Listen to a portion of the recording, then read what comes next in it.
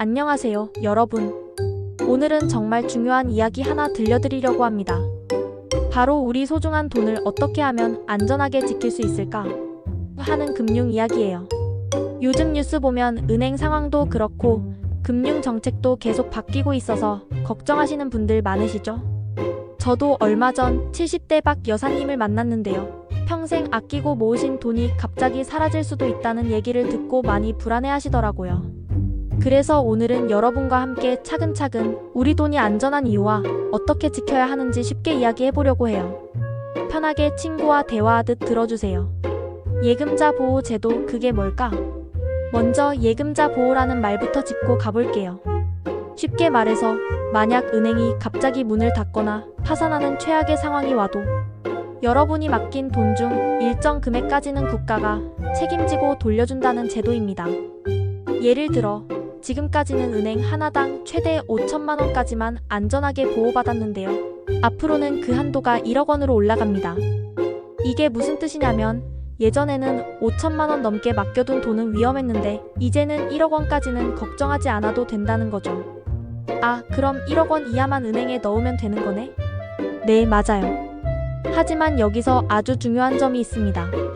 왜 은행 하나당이라는 말을 꼭 알아야 할까?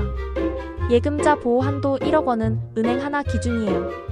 즉, 여러 은행에 돈을 분산하면 각각 1억 원씩 보호받을 수 있다는 뜻입니다. 예를 들어 어은행에 1억 원, B은행에 1억 원, C은행에 1억 원 넣으면 총 3억 원까지 안전하게 보호받을 수 있다는 거예요. 그런데 같은 은행에 1억 2천만 원을 넣으면 1억 원까지만 보호받고 나머지 2천만 원은 위험할 수 있다는 뜻이 됩니다. 이 부분이 의외로 많이 헷갈려서 놓치는 분들이 많아요. 실제 사례로 알아보는 위험 상황. 얼마 전 60대 김영자 할머니 사례를 소개할게요.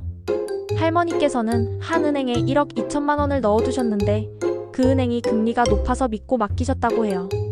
그런데 예금자 보호 한도가 1억 원으로 제한된다는 얘기를 듣고 깜짝 놀라 저에게 연락하셨죠. 내 돈 중 2천만 원은 위험하다고요? 네, 할머니. 그 부분은 법적으로 보장이 안 될 수 있어요. 그래서 바로 다른 은행 두 군데에 나누어 분산하시도록 도와드렸습니다. 지금은 마음 편히 잘 지내신답니다. 금리 높은 곳만 따라다니면 위험할 수도 있다. 많은 분들이 금리가 높은 은행에 맡기면 더 많이 벌겠지? 생각하시죠. 그런데 금융상품의 금리가 높으면 그만큼 위험할 가능성도 있다는 점 꼭 기억하셔야 합니다. 금리가 너무 높으면 그 은행이나 금융회사가 재정적으로 불안정할 수도 있어요. 특히 요즘 경제 상황이 불확실해서 더욱 조심해야 합니다. 돈을 안전하게 지키는 분산 투자의 중요성. 그래서 가장 안전한 방법은 돈을 여러 군데에 나누어 넣는 것이에요. 한 은행에 1억 원 이상 넣지 않고 여러 은행에 1억 원 이하씩 나누면 최대 한도로 돈을 보호받을 수 있죠. 또한 은행뿐 아니라 저축은행, 보험사, 증권사 등 금융기관별로도 보호 한도가 다르니 내 돈이 어디에 얼마나 있는지 잘 살펴야 해요. 예금자 보호 한도 어떻게 확인하나요? 여러분께서는 자신이 맡긴 돈이 어디에 얼마나 있는지 확인하는 방법도 알아야 합니다. 은행 홈페이지나 고객센터에 문의하거나 금융감독원 예금보험공사 홈페이지에서 조회할 수 있어요. 요즘은 스마트폰 앱에서도 쉽게 확인 가능합니다. 자주 묻는 질문들. 질문 1. 한 은행에 1억 원 조금 넘게 넣었는데 위험한가요?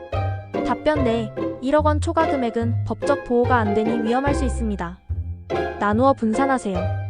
질문 2. 가족 명의로 나누면 어떻게 되나요?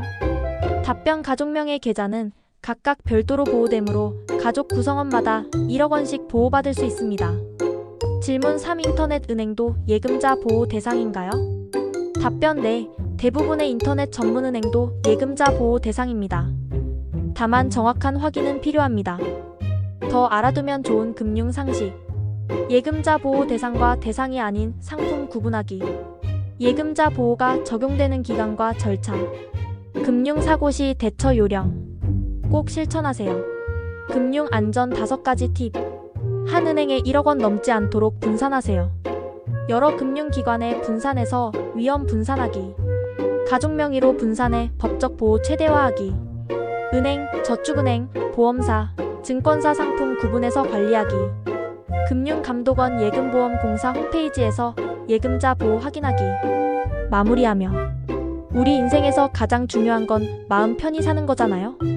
돈 때문에 밤잠 설치는 일 없도록 꼭 오늘 이야기한 내용 기억하시고 실천하세요. 혹시 더 궁금한 점 있으면 댓글로 알려주세요. 다음 영상에서는 최근 핫한 스테이블 코인 디지털 화폐 위험성에 대해 쉽게 풀어드릴게요. 구독과 좋아요도 잊지 마시고요. 여러분, 오늘도 건강하고 행복한 하루 보내세요.